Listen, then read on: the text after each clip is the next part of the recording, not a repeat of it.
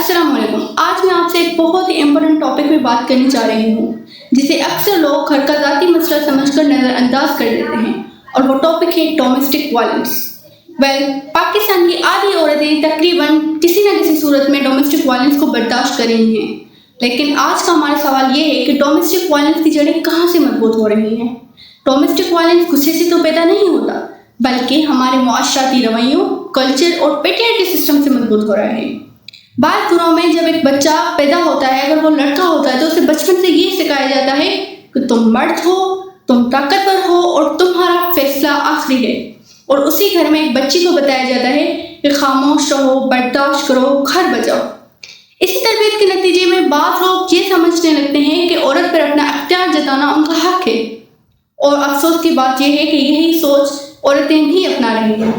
ہمارے پاکستان کی ایک بہت ہی فیمس ریسرچر ہیں فضا رضا، جو کہ اپنی رپورٹس میں بتاتی ہیں کہ 35% of the women and 25% of the men یہ سمجھتے ہیں کہ اگر ایک بیوی شوہر کی اجازت کے بغیر گھر سے باہر نکلتی ہے تو اس پر ڈومیسٹک وائلنس کرنا درست ہے.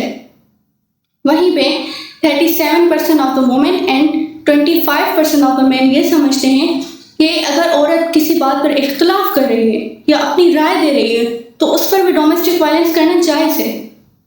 اسی طرح 45% of the women and 38% of the men یہ سمجھتے ہیں کہ بعض معاملات میں اگر گھر میں عورت پر تشدد ہو رہا ہے تو وہ جائز ہے، اس میں کوئی بری بات نہیں ہے. یہ سوچ نسل در نسل ٹرانسفر ہو رہی ہے، اور اسی سوچ کے نتیجے میں ہمارے سامنے بہت سارے کیسز سامنے آ رہے ہیں. اگر میں ریسنٹ کیسز کی بات کر رہی ہوں تو اس میں ایک کنڈی کا کیس ہے جہاں پہ 3 ماہ کی نئی نویلی دلہن کو گھریلو تشدد کے بعد قتل کر دیا گیا. اور اگر میں اسلام پور کی بات کر رہی ہوں تو وہاں پہ بھائیوں نے اپنی بہن کی زبردستی شادی کروا لی پیسوں کے خاطر.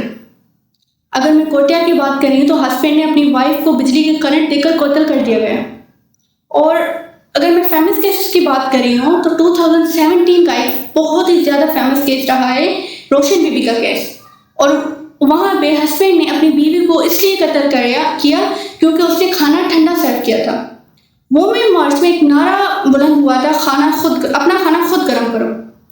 اٹ ڈز ناٹ مین کہ وہ بولنا چاہ رہے ہیں کہ ہم نہیں کریں گے. It means it's not only the duty of women to cook and serve you. اس نعرے کے پیچھے یہ نظریہ تھا. اگر میں آپ کو ایک مثال دے رہی ہوں، ڈومیسٹک وائلنس اگر کسی گھر میں ہو رہا ہے، ایک مرد اپنی بیوی پر، بہن پر یا ماں پر ڈومیسٹک وائلنس کر رہا ہے، تو اسی گھر میں اس کا باپ بھی موجود ہوگا، بھائی بھی، بہن اور دیگر گھر کے افراد بھی موجود ہوں گے. پر ان میں سے کبھی کسی نے یہ نہیں کہا ہوگا کہ بیٹا تم غلط ہو. It's not a one-man army, it's all about the system.